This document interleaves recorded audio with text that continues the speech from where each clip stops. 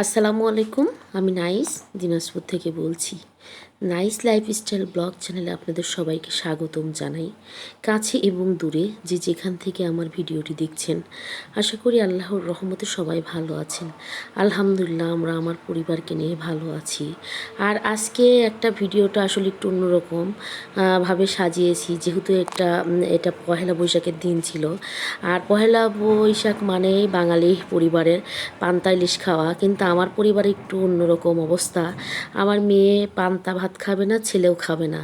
তো তাদের ছিল যে খিচুড়ি খাবে। তো যাই হোক, তাদের কথা মাথায় রেখে আমি খিচুড়ি রান্না করেছি, বেগুন ভর্তা, ডিম ভাজি, আর ছিল খাঁটি ঘি। তো যাই হোক, তারা যেহেতু খাবে না, সেখানে তো আসলে আমাদের দুইজনের জন্য কিছু করা যাবে না। বাচ্চাদের ইচ্ছা বা ওদের ভালো লাগা, এগুলাই আমাদের কাছে ছিল আসলে অন্যরকম একটা তো তারা খাবে না। তো যাই হোক, আমরা এর মধ্যে খাওয়া দাওয়া শেষ করে আমরা পহেলা বৈশাখের মেলাতে চলে গিয়েছি। মেলা বললে ভুল হবে, যেহেতু আমার সাহেবের অফিসেই ওদের বিভিন্ন প্রোগ্রাম হয়। তো পহেলা বৈশাখের মেলাটাও তাদের অফিসেই প্রোগ্রামটা শুরু হয়েছে। তো আমরা চলে গেলাম। আর এই যে ছোট্ট কিউট বাবু, এই বাবুটা আসলে অনেক সুন্দর একটা বাবুটা সব সময় মানে খুব সুন্দর করে কথা বলে। আর এদিকে তো বাবা মেয়ে খুব মানে গল্প হচ্ছিল। তাদের আবার মোটামুটি খুব গল্প চলে। তারা মানে এত পরিমাণ গল্প হয়, দেখা যায় যে সারাক্ষণ তারা কথা বলতেই থাকে। তার বাবার সাথে আবার তার খুব মানে ভাব যে মানে সব সময় গল্প করা। আসলে বাবা মেয়ের ভালোবাসা সম্ভবত এরকমই হয়। তো প্রতিটা বাবার কাছে আসলে তার মেয়ে রাজকন্যা। সে বাচ্চা কাচ্চা আসলে যার বাচ্চা যেমনই হোক না কেন, তো আমার মেয়েও আমাদের কাছে রাজকন্যা। যদি বা অনেক সময় আসলে রাগারাগি করি বাচ্চা কাচ্চা, এখনের বাচ্চা কাচ্চাগুলো নিয়ে, বিশেষ করে পড়ালেখা নিয়ে আসলে বেশি বকাঝকা করি আমরা মায়েরা। আর এদিকে যেহেতু ড্রোন ক্যামেরা দিয়ে ছবিগুলো ওঠাচ্ছে, বাচ্চারা ড্রোন দেখে বারবার লাফালাফি করছে। ওরা ড্রোন ক্যামেরাটা ওই যে ধরতে চাচ্ছিল। তো যে ভাইয়াটা ড্রোনটা চালাচ্ছিল, তো সে আশেপাশেই ছিল। আর এদিকে বাচ্চারা একটু ফুচকা, তারপরে হচ্ছে আইসক্রিম খেয়ে নিল। যদিও বা বাসা থেকে তারা খেয়ে এসেছে, একটু ঘোরাফেরা যেহেতু করেছে, তারা বলতেছিল যে একটু ফুচকা খাবো। তো তার বাবা বলতেছিল যে আরও কিছু খাও, বললো যে না আর খাবো না, আমরা এগুলাই খাবো। আর ছেলেকে অবশ্য কোচিংয়ে পাঠিয়ে দিতে হবে, তার অবশ্য কালকে কুইজ পরীক্ষা আছে। তো ভাবলাম যে আজকে কোচিংয়ে আবার তার ম্যাথ পরীক্ষা, তো ভাবলাম যে তাকে খাইয়ে তাকে কোচিংয়ে পাঠিয়ে দেই। আর এই খাওয়া দাওয়া শেষে অবশ্য তার বাবা আর তার বোন গিয়ে তার কোচিংয়ে দিয়ে আসছিল। আমি অবশ্য এখানে একা ছিলাম কিছুক্ষণ। পরে তাকে দিয়ে তারপরে তারা আবার এসে আবার অনুষ্ঠানে অ্যাটেন্ড করেছে। আর এদিকে আমাদের অনুষ্ঠান প্রায় শুরুর দিকে, যেহেতু এই আপুটা বেলুন নিয়ে দাঁড়িয়ে আছে, আমাদের স্যার ম্যাডামরা আসবে, তো তারা বেলুন উড়িয়ে অনুষ্ঠানটা উদ্বোধন করবে। আর যখন আসছিল আসলে খুবই ভালো লাগছিল।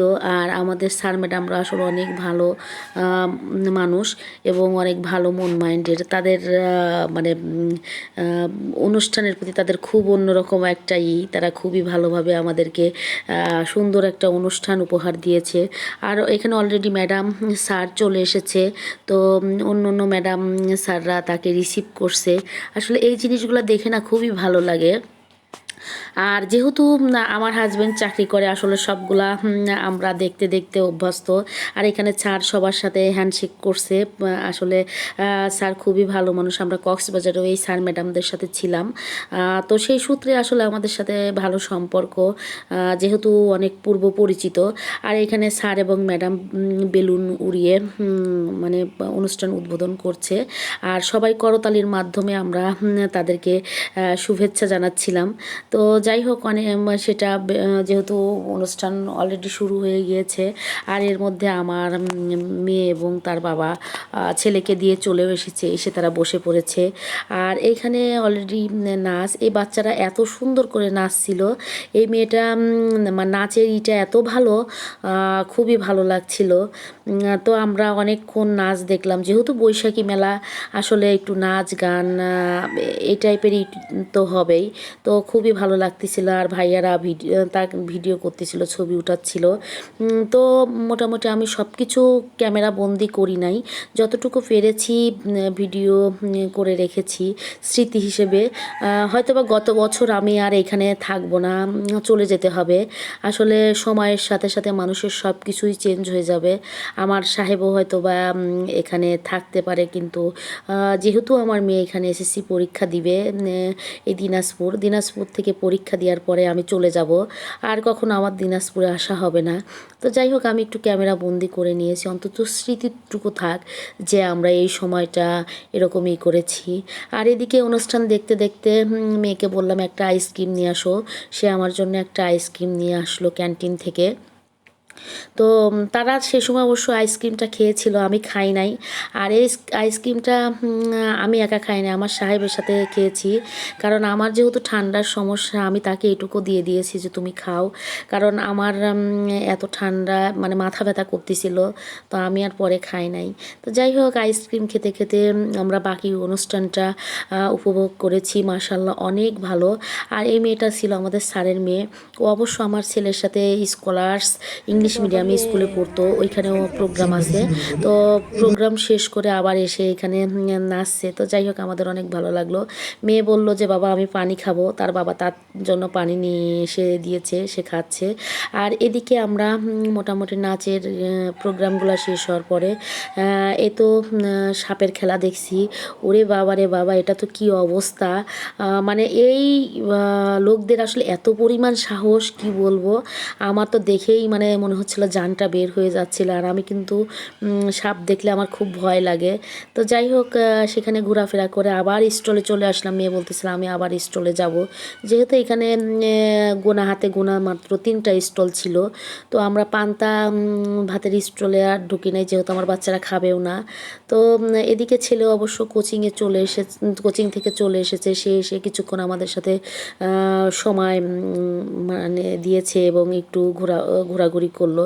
যাই হোক, আমার ভিডিওর সাথে যারা আছেন, যদি কোথাও কোনো অংশে ভালো লেগে থাকে তাহলে প্লিজ একটা লাইক দিবেন, কমেন্ট করবেন এবং সেই সাথে আমার চ্যানেলটি সাবস্ক্রাইব করবেন। আসলে দেখি যে অনেকেই আমার ভিডিওটা দেখে চলে যাচ্ছেন, কিন্তু একটা লাইক দেন না। আসলে লাইক না দিলে বা ভিডিও মেক করার আর ওই রকম থাকে না। তো যাই হোক, আমাদের যেহেতু প্রোগ্রাম শেষ, এই তো ছেলে দৌড়াতে চলে গিয়েছে কোথায়, সে পুরা এক দৌড়ে সে বাসায় চলে এসেছে। যেহেতু অফিস থেকে বাসাটা খুব বেশি দূরে না, কাছাকাছি। আর সে সব কিছুই চেনে, আর আমরা আমবাগানের মধ্যে দিয়ে যাচ্ছিলাম। আর এই তো আমার ছেলে চলে এসেছে বাসায়, এসে সে রুমের চাবি দিয়ে তালাটা খুলে নিচ্ছে। যেহেতু নিচ থেকেই সে আমার কাছ থেকে চাবি নিয়েছিল, আর তারই সে সব কিছু একা একাই করবে, সে কাউকে কিছুই করতে দিবে না। আর এই তো আমার ছেলে বীরের মতো চলে এসেছে। আর বাসায় এসে অবশ্য আমরা খাওয়া দাওয়া করার পরে বিকেলে আবার একটু বের হয়েছিলাম, যেহেতু এটা জেলা শহর। তো এখানে খুব সুন্দর একটা প্রোগ্রাম হচ্ছিল, লাইভ কনসার্ট। তো আমি, আমার সাহেব আর আমার ছেলেটা বিকেলে বের হয়েছিলাম, একটু ঘোরাফেরা করলাম। আসলে ঘোরাফেরা করতে ভালো কার না লাগে। আর আমার সাহেব সবসময় সে ঘোরাফেরার জন্য খুব বিখ্যাত একজন লোক, তার এত পছন্দ, যদি বলি যে চলো একটু ঘুরতে যাই, তার কোনো বিরক্তি নাই। আর ম্যাক্সিমাম সময় আমি কিন্তু যেতে চাই না, সেই আমাকে বলে চলো চলো চলো। মানে তার মানে দৌড়ানির উপরে থাকি যে সে আমাকে সারাক্ষণ বাইরে ঘুরতে নিয়ে যাবে। আসলে সব সময় তো সম্ভব না, মানে তার ঘোরাফেরা পছন্দ, এই জন্য সে আমাকেও খুব প্যারার মধ্যে রাখে সারাক্ষণ। আর আমার ছেলে তো বলবে যে মা চলো, বাবা যা ডাকছে। আমার মেয়ে বলবে যাও বাবা তোমাকে ডাকছে, তোমরা একটু ঘুরে আসো। আসলে মেয়েটা বোঝে, সে এখন আর আমাদের সাথে যেতে চায় না। তো ছেলেকে নিয়েই এখন আর কি একটু বের হই। তো যাই হোক, আমার ভিডিওটি যারা দেখেছেন, যদি কোথাও কোনো অংশে খারাপ লেগে থাকে অবশ্যই ক্ষমা সুন্দর দৃষ্টিতে দেখবেন। আর কথাবার্তা কিন্তু অনেক ভুলভাল বলে ফেলেছি, সেটাও ক্ষমা সুন্দর দৃষ্টিতে দেখবেন।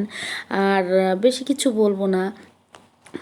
তো আজকের মতো আমি আমার ভিডিওটি এখানেই শেষ করছি। আল্লাহ হাফেজ, আসসালামু আলাইকুম।